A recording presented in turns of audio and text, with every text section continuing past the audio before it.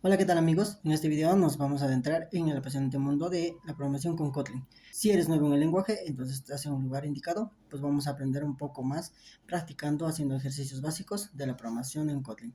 Bueno, vamos a empezar resolviendo estos ejercicios que les voy a presentar ahorita y si quieren pueden pasar el video para que puedan ustedes intentar resolverlos primero y luego comparar nuestras soluciones, ¿no? En esta ocasión nos vamos a enfocar más en la práctica porque pues ya hice un video de la teoría básica del lenguaje de Kotlin de tipo de variables y si quieres verlo te voy a dejar aquí el video para que puedas revisarlo. Entonces mientras que avancemos en los ejercicios voy a estar explicando algunos puntos que no tocamos en la teoría, ¿no? Para que aprendamos un poco más de este lenguaje. En este video vamos a aprender a declarar variables, unos pequeños ejercicios para afianzar nuestro conocimiento.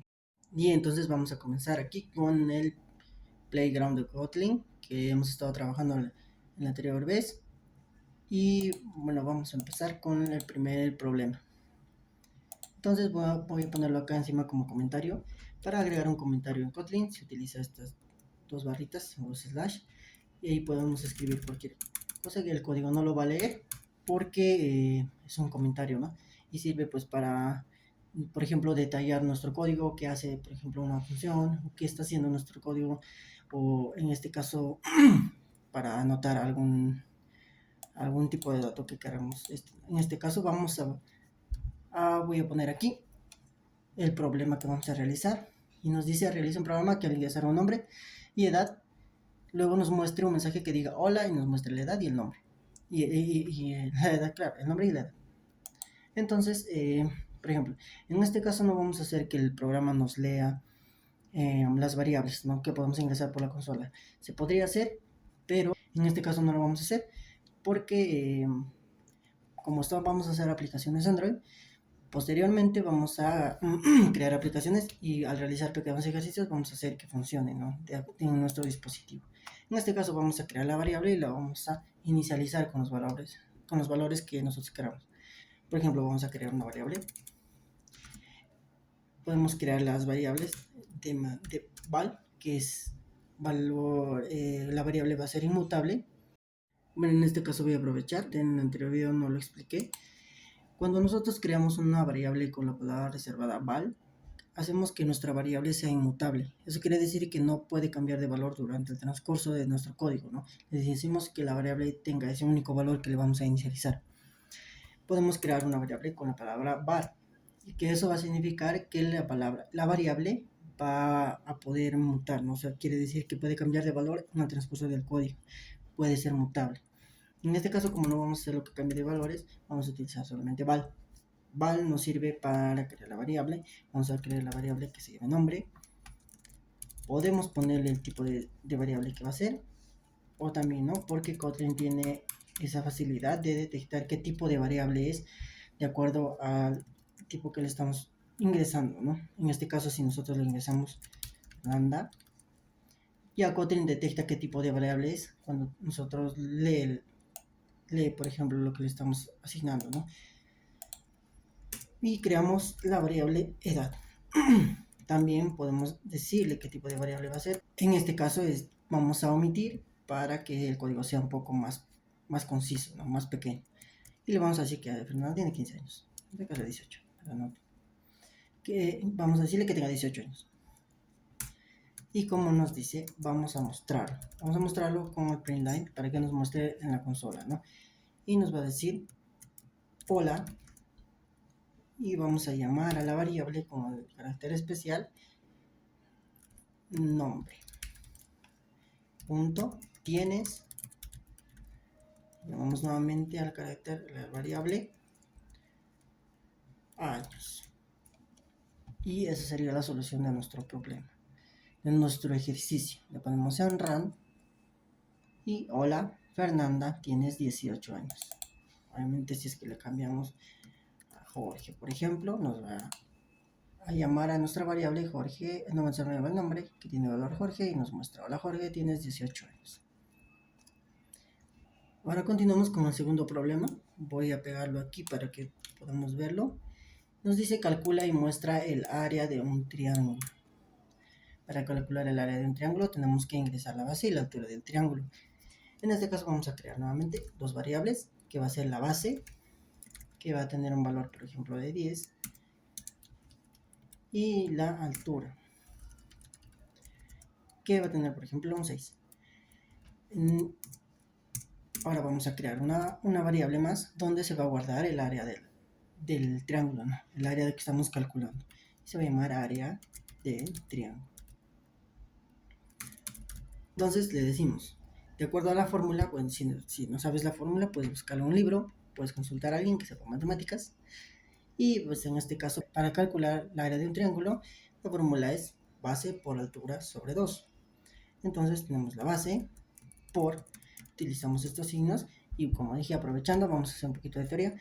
Para la multiplicación se utiliza el asterisco para multiplicar dos números enteros o cualquier tipo de números, base por altura, y todo esto tenemos que dividirlo entre 2. Agarramos todo, lo ponemos entre un paréntesis, quiere decir, cuando ponemos esto en un paréntesis, la operación se va a realizar dentro del paréntesis, nos va a dar un valor. Todo ese valor vamos a dividirlo entre 2, el área de altura entre 2. Y vamos a mostrarlo para que podamos ver cuál es el resultado. Entonces le decimos, el área del triángulo es, y llamamos nuevamente con un carácter especial, área del triángulo. Y le damos a Enter. Entonces el área del triángulo es 30. Pues la base por la altura en este caso daría 60, y dividido entre 2 es 30. Y bueno, le cambiamos de valor, por ejemplo, a 5, nos tiene que dar también, tiene que funcionar. El área de triángulo es 25. Ahora continuamos con el siguiente ejercicio. 2 y 22. Y ahora continuamos con el siguiente ejercicio. Voy a copiar lo que encima en el comentario. Crea un programa que convierta grados Celsius a grados Fahrenheit. Ingresa la temperatura en grados Celsius. Bueno, vamos a crear la variable. En este caso vamos a ponerle los valores diferentes en las variables. Pues como repito, vamos a hacer aplicaciones Android posteriormente con el lenguaje Kotlin, y vamos a hacer una pequeña aplicación en el celular para que nosotros podamos interactuar en la aplicación. Vamos a ingresar desde nuestro celular los grados Celsius, por ejemplo, y vamos a convertirlo a Fahrenheit, pero eso posteriormente. En este caso solamente vamos a de frente asignarle valores a la variable, ¿no? Vamos a ponerle grados Celsius. Va a tener un valor, por ejemplo, de 100 grados Celsius. 100 grados Celsius, y le vamos a decir la variable grados Fahrenheit. Los grados Fahrenheit van a ser igual a, y acá pues viene nuestra fórmula que podemos conseguirla en internet, podemos buscarla en libros o preguntar a alguien que tenga conocimiento, ¿no? Pero en este caso ya lo único que estamos aprendiendo aquí en el lenguaje es cómo se trata, ¿no? Cómo se hace esa fórmula, por ejemplo, en el lenguaje Kotlin. Para obtener grados Celsius a Fahrenheit tenemos que multiplicar los grados Celsius multiplicamos por 9 quintos, me parece que no me recuerdo, 9 quintos, y eso lo tenemos que sumar más 32. Entonces vamos a multiplicar los grados Celsius por 9, el asterisco es para multiplicar, y entre 5, ese es 9 quintos, ¿no? Y esto tenemos que sumarlos más 32. Y vamos a escribir. Vamos a mostrar, ¿no? Inline. Y le vamos a decir grados Celsius. Vamos a poner grados Celsius. Digamos, 100 grados Celsius es igual o equivale a grados Fahrenheit. A tantos grados Fahrenheit, ¿no? Vamos a poner aunque sea aquí, grados Celsius equivale a grados Fahrenheit. Pause.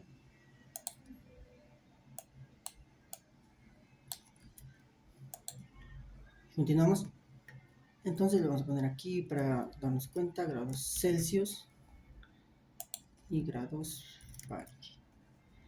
Y nos tiene que mostrar 100 grados Celsius a cuánto equivale en grados Fahrenheit. Y, no, perdón.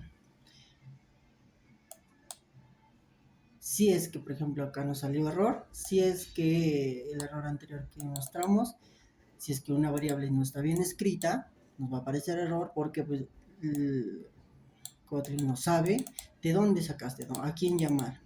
Nos faltó una S y pues no sabía de dónde sacar el valor de esa variable, no existía, ¿no? No se había creado. Entonces hay que tener cuidado y hay que llamar con el nombre correcto a nuestras variables dentro de nuestro código. En este caso nos dice que 100 grados Celsius equivale a 212 grados Fahrenheit. Entonces esto es correcto, 212 grados Fahrenheit. Y por ejemplo, si le vamos a poner, por ejemplo, 108 grados Celsius a Fahrenheit, en realidad no es 226, pero 226 punto y algo es. En este caso, como estamos trabajando con valores enteros, como es este de acá, y la división esta de aquí, que nos da un valor entero, porque cuando nosotros dividimos dos números enteros con este signo de slash, que es la división, nos da un valor entero. O sea, la división, por ejemplo, 9 entre 5, y nos da pues el valor entero de esa división. Por ejemplo, ahorita le pongo 9 entre 5 nada más, que valga grados Fahrenheit 9 entre 5. El valor entero entre 9 entre 5 solamente es 1. En realidad es 1 punto y tantos. Pero como esa división entre enteros, solamente nos está dando el valor entero. El resto no nos muestra. Y bueno, entonces para ese caso, porque pues 108 grados Celsius no es 226, sino es 226 punto algo, aprender este nuevo tipo de dato, que es float. ¿Qué cosa es float? Es un tipo numérico también de dato, pero que tiene decimales, ¿no? Que acepta decimales. En este caso vamos a mostrar y nos dice el error. Nos muestra este error que nos dice que este valor que nos da acá no nos va a salir un float. No es float, sino nos está saliendo un entero. Para que nos salga un float, en todo caso, tenemos que agregar algo aquí. ¿Quién es el que está teniendo el valor entero? Es esta división. Y le vamos a decir, lo único que tenemos que hacer es agarrar el número y transformarlo a un float. Que sea ese 9, que sea un float. Que lo transforme en float y lo divide entre 5. Este valor de acá adentro nos va a dar un número decimal. Va a seguir siendo un número decimal. Y cuando le damos run, ahora sí nos muestra el valor exacto de los 108 grados Celsius a Fahrenheit, ¿no? Que es equivale a 108 a 226.4. Lo único que hemos tenido que hacer es modificar esta división que nos da un entero a que nos muestre un tipo de dato float.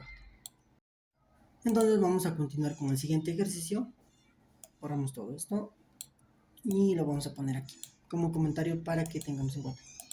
Escribe un programa que calcule el volumen de una esfera, ingrese el radio de la esfera. Entonces creamos la variable val y le decimos radio, que el radio tengo valor de 10.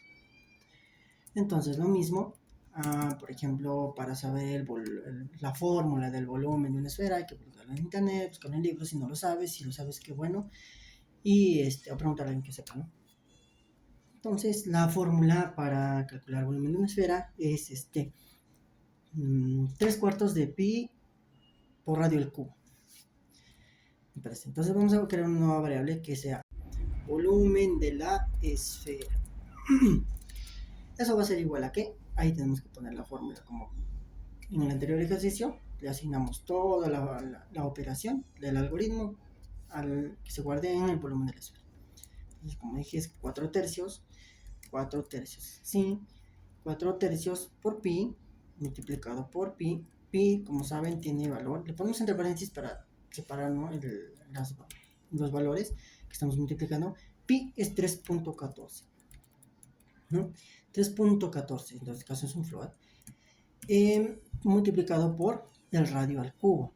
Entonces podemos poner radio por radio por radio. Realmente nos va y vamos a mostrar el valor, ¿no? A ver qué nos imprime. Print line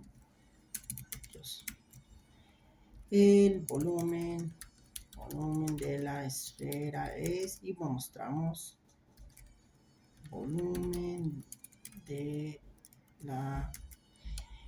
Por ejemplo, acá me estoy equivocando demasiado escribiendo. podemos directamente copiar la variable para que no tengamos ni un error al llamar a la variable. Un simple carácter, una simple letra va a anotarnos error, ¿no? Entonces el volumen de la esfera es 3140. En este caso no nos está dando el valor exacto. ¿Por qué? Nuevamente porque, por ejemplo, sí nos da un valor decimal, porque le estamos diciendo acá que toda la operación se esté multiplicando por un float. Obviamente no es necesario ponerlo como en el ejercicio anterior float, porque pues el lenguaje Kotlin ya detecta este tipo de variable, qué tipo de variable nos da, y pues ya asume, ¿no? Ya asume, es una de las ventajas de Kotlin, asume que la variable es un float. En este caso sí asume porque le estamos pasando un float, que es este decimal, multiplicado por radio y por este 4 tercios. El que nos está fallando es este 4 tercios. Esta división es un entero. 4 entre 3 nos va a dar 1, pero pues no es 1, es 1 punto más. Entonces por eso el valor del volumen de la esfera nos está saliendo mal. En lugar de ponerle, como en el ejercicio anterior, que lo lleve a toFloat, la función toFloat, podemos ponerle solo un punto 0. Esto hace que pues el lenguaje asuma también que este es un float y va al momento de dividir un número decimal entre otro número, pues nos va a dar la división en decimales.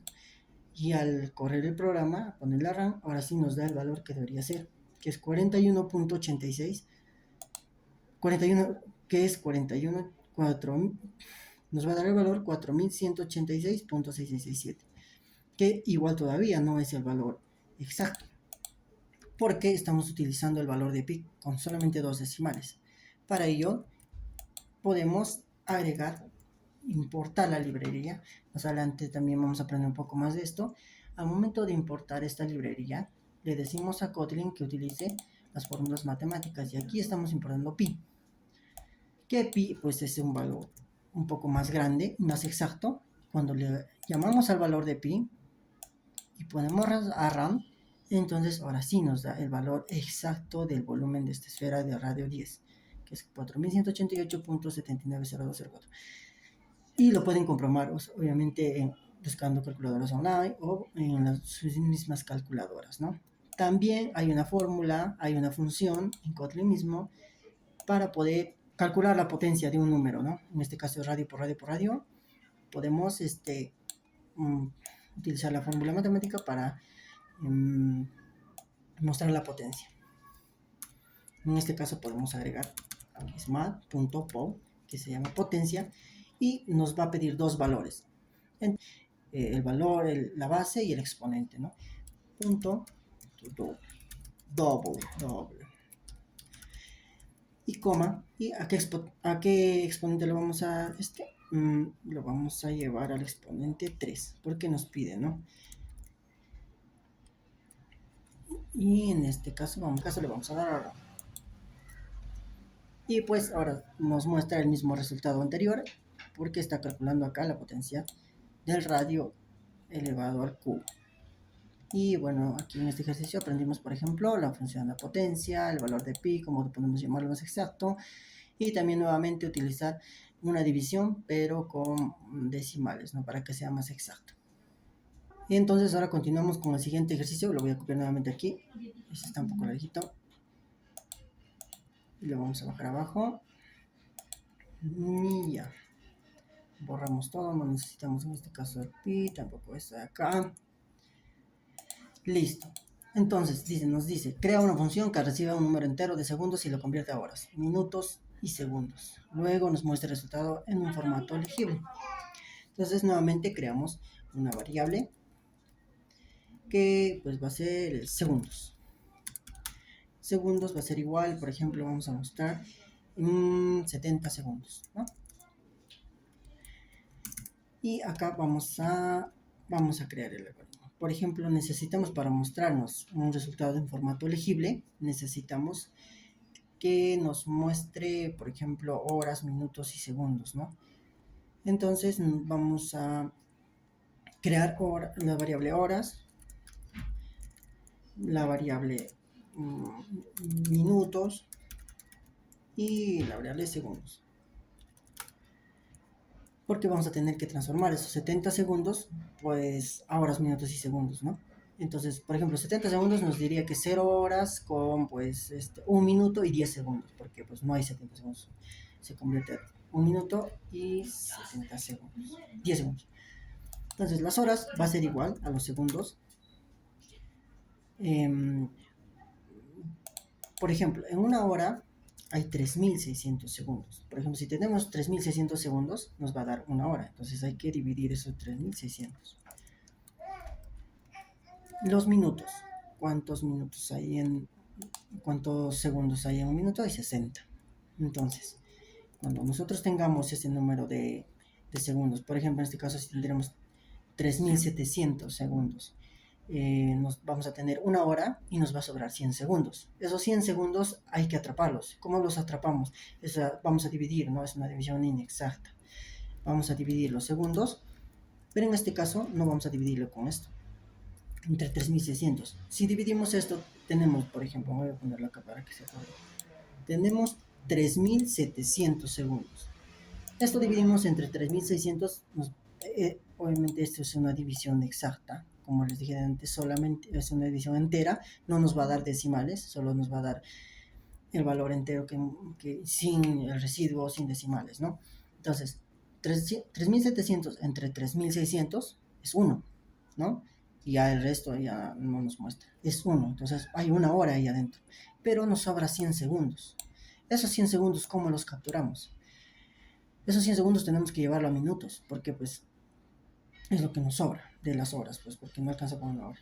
En este caso vamos a dividir, pero con este signo del porcentaje, que nos muestra ese signo, es el mod, que nos da el resto de esta división. O sea, va a dividir esa cantidad de segundos entre 3600 y lo que resta es lo que vamos a obtener con este signo. Entonces, este resultado entre paréntesis nos va a dar el valor de 100. Ese 100 vamos a dividir entre ¿cuánto? Entre 60. ¿Por qué entre 60? Porque pues hay 60 segundos en un minuto, ¿no? Por ejemplo, nos va a quedar el 100 entre 60, ¿cuánto nos va a dar? 1. ¿Por qué 1? Porque es una división entera. Y nos sobra entonces 40. ¿Qué hacemos con ese 40? Tenemos que ponerlo al valor de segundos. Pero como lo obtenemos, nuevamente hay que obtener dividiendo los segundos, pero entre 60. Cuando dividamos esto entre 60 nos va a quedar un resto. Ese resto va a ser 40. Pero como no queremos la división, queremos el resto, utilizamos este de aquí. Y con eso, pues ya tendríamos los valores dados, ¿no? Y solo habría que mostrarlos. Entonces vamos a escribir println y decimos segundos, por ejemplo, segundos va a dar 3700 segundos es igual o equivalen a, ¿no? Equivalen a, y vamos a mostrar horas, los puntos, vamos a mostrar minutos, vamos a mostrar segundos y vamos a darle a un run a ver qué nos da. Entonces nos salió estos errores, que significa que conflicto de declaraciones con los segundos. Bueno, entonces nos dice que cuando nosotros, por ejemplo, cuando nosotros creamos una variable y la ponemos un nombre, estamos creando una cajita, ¿no? Un espacio de memoria, una cajita, y le ponemos etiqueta segundos. Cuando nosotros llamamos a esa cajita, por ejemplo, le decimos al programa, llama a la cajita que tenga por nombre segundos, a la etiqueta segundos. Nos llama y nos da la cajita y obtenemos pues el valor, ¿no? Que hay dentro de la cajita, que hemos puesto nosotros dentro de la cajita. Y igual hemos hecho con horas, minutos. Y nuevamente hemos creado otra cajita, pero con también el nombre segundos. Entonces, cuando nosotros le pedimos al lenguaje, ¿no? Le pedimos, oye, dame la cajita que tenga de etiqueta segundos. Y pues como hay dos, no sabe cuál de las cajitas darnos. Y pues nos muestra por eso el conflicto de declaraciones, ¿no? No debe haber dos variables con el mismo nombre.